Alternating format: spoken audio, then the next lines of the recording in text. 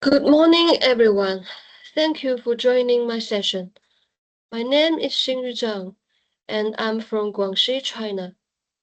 Today, I'm honored to present my research titled The Role of Social Medias in Developing EFL Learners' Speaking Fluency, Pronunciations, and Confidence in an Exam-Oriented Context. But let me start with a question. In Guangxi, students spend lots of years to mastering English grammars for the Gaokao. But how many of them can actually speak? The reality is, many students are prisoners of the grammar. They have high written proficiency, but limited oral competence. In this talk, I will walk you through how informal digital platform can act as a compensatory space for students struggling with limited oral practice in traditional test-prepared classroom.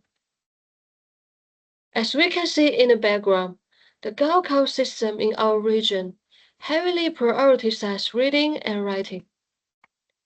This leads to a significant gap where students lack authentic speaking practice. But outside the classroom, something interesting is happening on their smartphone. So I just put two research questions in here. The first is, how does social media influence students' speaking fluency, pronunciation, and confidence? And in what way does social media compensate for limitations in exam-oriented classroom?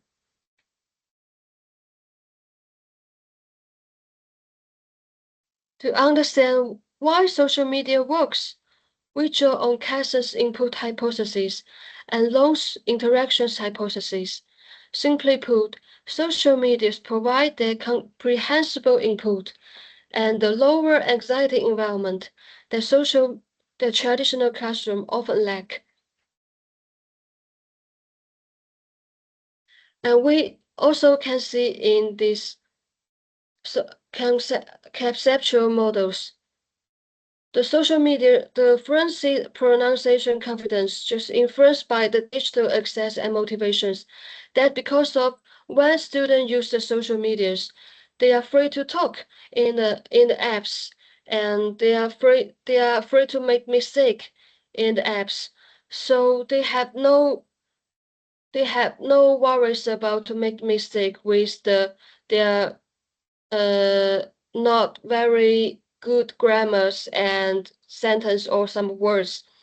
So when you use the social medias, they just have lots of motivations more than they're in classrooms.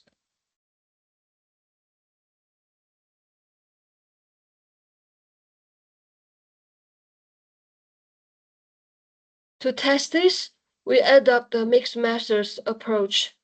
We surveyed 90 secondary students and conduct in-depth interview with 5 of them. We focus on 3 course areas: fluency, pronunciations, and confidence.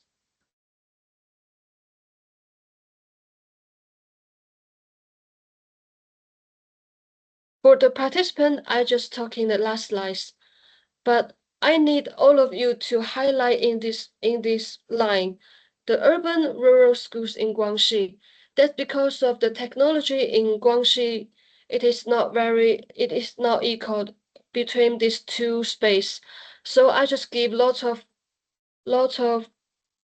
part for this one. And for the student, I just choose. Most of them just study English more than 4 years.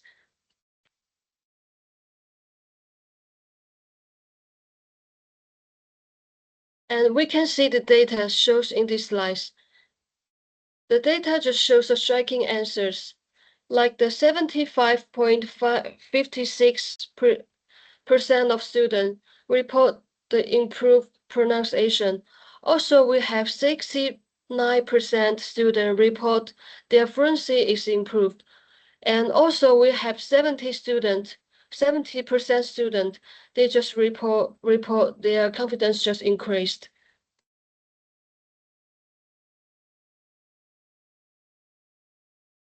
Most importantly, as shown in these slides, just like the Lower-stake digital environment significantly reduce the students' affective filters, just like the digital environment reduce fear of negative evaluations. Also, students report increased willingness to communicate. That is because the social medias just give them more free, more chance to practice their speaking and oral talk. They are not afraid to make the mistake, and they are not afraid to judge by the teachers. It is because it's not in the classroom, just in the social media, some opening space, some opening kind of apps website, and they can talk with lots of people from all over the world. They the people they will, if the student just use some kind of not very good grammar sentences or words, but people also know what they talk. They can understand student, but not this in the classroom. The classroom always chasing on the correct some kind of corrective and some kind of diligent. They they give more. The social medias give more chance to students, so the confidence just have the higher improved.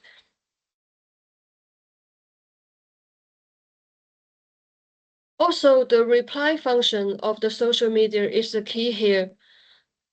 Unlike the fast-speaking teachers in class, the videos just let students learn at their own pace. However, we also found specific challenges related to Guangxi context. We found the digital divide. The urban student tends to create contact, while rural students primarily consume it. The gap is the challenges we must address in future education. One student perfectly captures in this feeling during our interview. She said, when I watch imperfect English videos, I don't worry about grammar so much. I just focus on communicating. This is exactly what we mean by compensatory space. So, does social media replace formal instructions? No, it compensates for it. Just like we just extend SLA theoretical perspective to exam-oriented secondary context and highlight the impact of the rural-urban digital disparities. Also, we have some contribute to in the context-sensitive insights of EFL instructions.